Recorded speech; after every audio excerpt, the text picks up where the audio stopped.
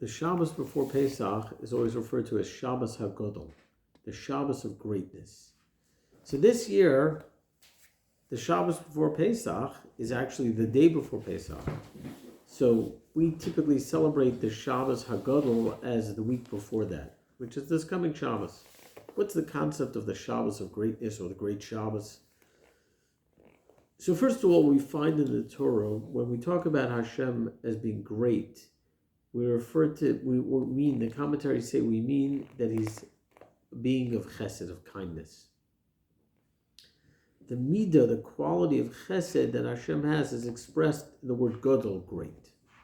When we talk in Shemona Esrei, in the silent prayer, about Hashem being Godol, Gibor, Venora, great, powerful, and awesome, great refers to the kindness. So first of all, that's something for us to think about in general in life, that what does it mean to be great? It means to be kind. It means to give unconditionally. As a rabbi, my life is hopefully about giving to others.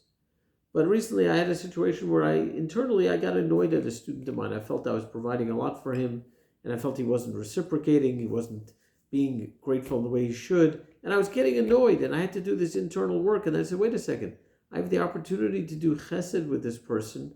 Why am I being so small-minded and making it about reciprocation? Let me give up on that. And it was an eye-opening moment for me, because greatness is about giving, about doing for others. The greatest person in the Jewish nation is the Melech, is the king.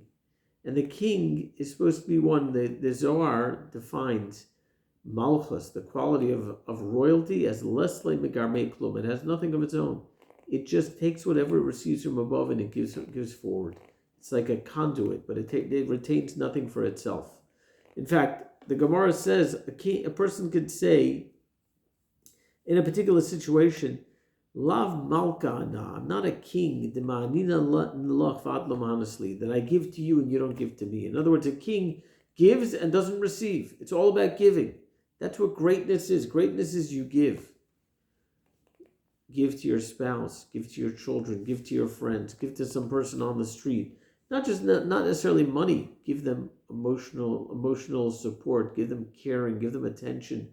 Without hoping, what are you giving back to me? No, just give. That's greatness.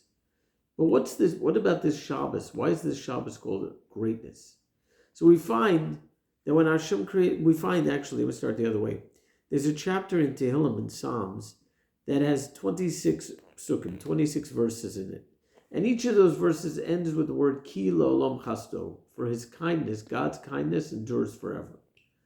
And explains the Gemara that refers to the 26 generations from creation until Mount Sinai that did not do anything to earn their existence, and Hashem was Zon Isam B'Chasto.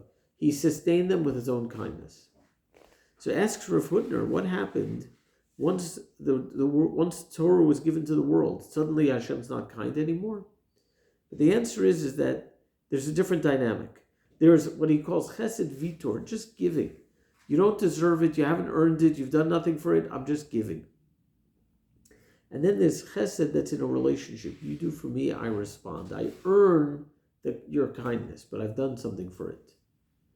So when the world was created, there's a verse in Tehillim and Psalms that says, Olam chesed yibona. Hashem says, I will create a world of chesed, of kindness. And that's what the world was. We were not deserving, we had no merits. Hashem just said, I'm giving. I'm giving, I'm giving. Now we find that when the Jews left Mitzrayim, it's referred to as a moment of gvura. It's referred to as a moment of Hashem's strength, his power. Because we on some level, we did something to earn our way to leave Egypt. We did it. We circumcised ourselves. We brought the Paschal lamb. We did the mitzvah of matzah and maror. We did something to earn our way.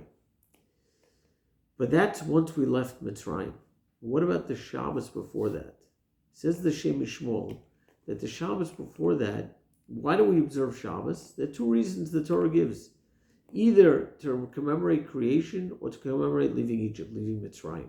But the commemorating leaving Mitzrayim only began after we left Mitzrayim, after we left Egypt. But initially, before the Shabbos, before we left Egypt, we were observing Shabbos. We had the experience, the spiritual exhilaration of Shabbos was connected just to creation. And what do we know about creation? Hashem did the act of creation for a kindness that was not being deserved, just for the sake of being kind. So this Shabbos begins, it sets in motion the act of the Jews did of the Paschal Lamb and so on. But even that act of that mitzvah that they did was being propelled from above. Because everything there was not based on our actions, was not based on our deserving, was not based on what the Zohar refers to as Isarusa de Lasata, something based on our actions below. It's just based on Isarusa de Leila. Hashem's awakening from above. Hashem saying, I want to take care of these people. They don't deserve it. They haven't done anything. I want to take care of them. What this Shabbos represents is that there are times to do and there are times to receive. You know, we were talking as a family recently and discussing with other people as well, that there are many of us that have a harder time receiving a compliment than giving a compliment. We're able to give compliments, you're awesome, you're great, but suddenly you want to compliment me. Nah, it's okay, it's not me, it's this. No, just take in the compliment. It's not always so easy. We have trouble doing that at times. This Shabbos represents just receiving. And that's really what the whole month of Nisan, the month that we're in, is all about. The zodiac sign of the month of Nisan is a sheep. What do we get from sheep? We get the meat that we eat and the wool that we share from the animal. The animal doesn't do anything to grow the wool. It doesn't do anything to produce that meat. It just does. Whereas the ox, which is the zodiac sign of next month, which is Iyar, represents accomplishment. The ox, the bull, plows the field. It does something. It's active. The sheep is completely passive. And that's this month. This month, what Hashem did was Hashem took us. He did a tremendous act of kindness. He took us out of Egypt, and he took us, so to speak, the way Rabbi Akiva Tat says it, he took us to the top of the mountain to see how great we can be, what it's like to be able to be at the top of the mountain. Once we saw that, we appreciated that, we realized the greatness that we have within us, then he dropped us at the base of the mountain, all the way back down, and he said, now climb it. Now, if you've never been to the top of the mountain, you don't realize that you can do it. And you also don't realize how exhilarating it is. But once you've been given the act of kindness of being at the top, then you're like, wow, now I'm motivated to get to the top. And now that I know I can reach the top.